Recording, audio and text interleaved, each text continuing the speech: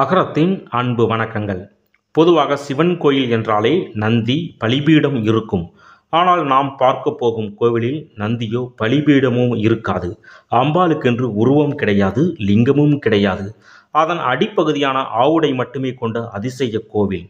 திருவிளையாடல் புராணத்தில் சிவபெருமான் நரியை பரியாக்கிய கதையை நடந்த தலம் இதுவே. மாணிக்க வாசகருக்கு சிவபெருமானை குருவாக வந்து உபதேசம் செய்த சிவதலம். பிரதோஷம் நடைபெறாத ஒரே தலம்.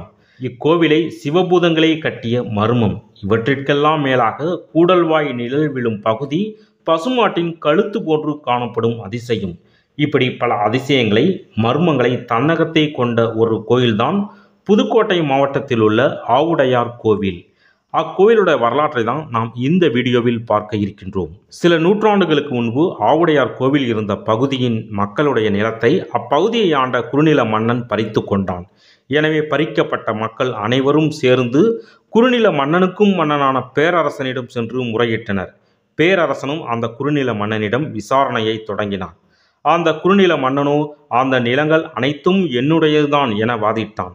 பேரரசன் மக்களை பார்த்து, இந்த நிலங்கள் உங்களுடையதான் என்பதற்கு ஏதாவது சான்று வைத்துள்ளீர்களா என்றான். அதற்கு மக்களிடம் பதில் ஒன்றுமே இல்லை. மன்னர்களுக்கெல்லாம் மன்னனை, அந்த பேரரசனை எதிர்த்து நிற்க முடியாத மக்கள் என்ன செய்வதென்றே தெரியாமல் சிவபெருமானிடம் சென்று முறையிட்டனர். சிவபெருமானும் மாறுவேடத்தில் மக்களில் ஒருவராக பேரரசனிடம் சென்று அந்த நிலங்களெல்லாம் மக்களுடையதான் என்றார்.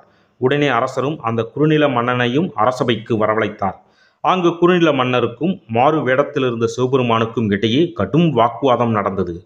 சிவன் குறுநில மன்னனிடம், மன்னா, உன் நிலம் என்று கூறும் அந்த நிலம் எத்தகைய தன்மையுடையது என்றார்.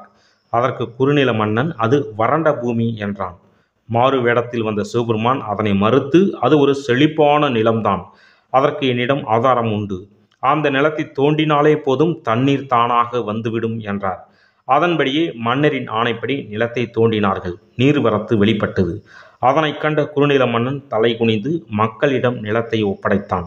இங்கு சிவன் தண்ணீரை காட்டிய இடம் தற்போது இக்கோவிலிலிருந்து சற்று தூரத்தில் கீழே நீர்க்கட்டி என்ற பெயரில் உள்ளது.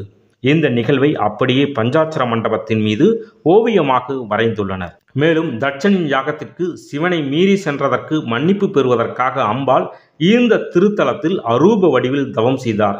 எனவே அம்பாளுக்கென்று இங்கு உருவமில்லை.